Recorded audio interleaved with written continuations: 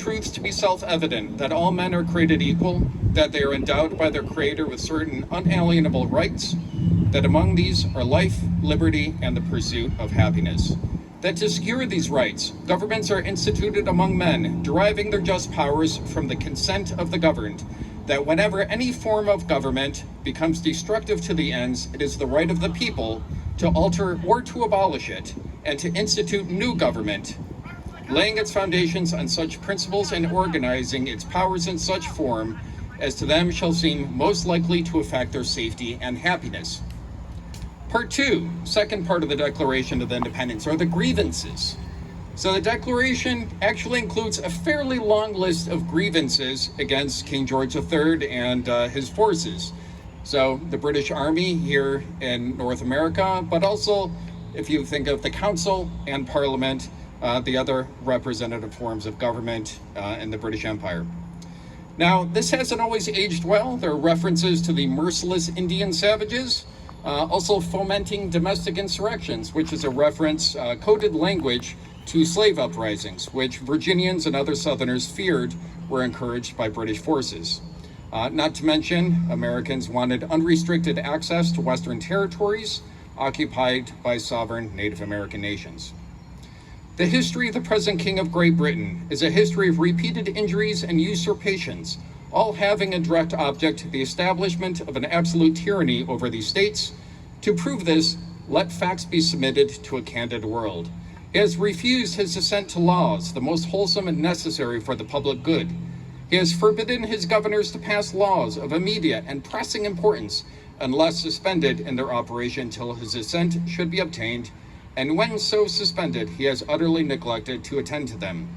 He has refused to pass other laws for the accommodation of large districts of people unless those people would relinquish the right of representation in the legislature, a right inestimable to them and formidable to tyrants only. He has endeavored to prevent the population of these states for that purpose, obstructing the laws of naturalization of foreigners, refusing to pass others to encourage their migrations hither, and raising the conditions of new appropriation of lands. He has obstructed the administration of justice by refusing his assent to laws for establishing judiciary powers.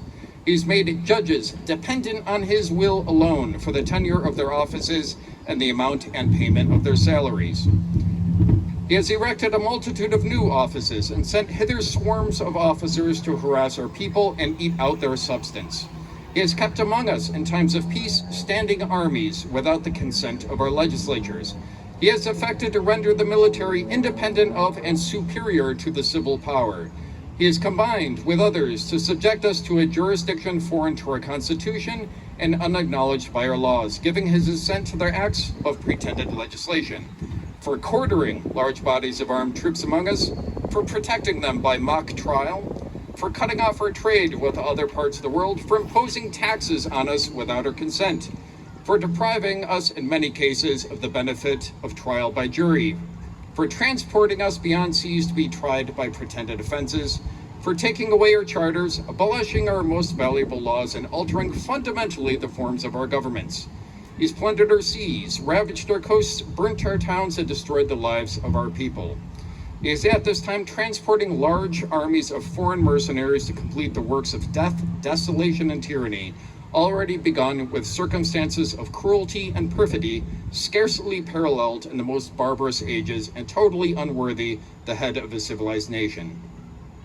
He has excited domestic insurrections amongst us and has endeavored to bring on the inhabitants of our frontiers the merciless Indian savages whose known rules of warfare is an undistinguished destruction of all ages, sexes, and conditions. In every stage of these oppressions, we have petitions for redress in the most humble terms. Our repeated petitions have been answered only by repeated injury. A prince whose character is thus marked by every act which must define a tyrant is unfit to be the ruler of a free people. Part 3.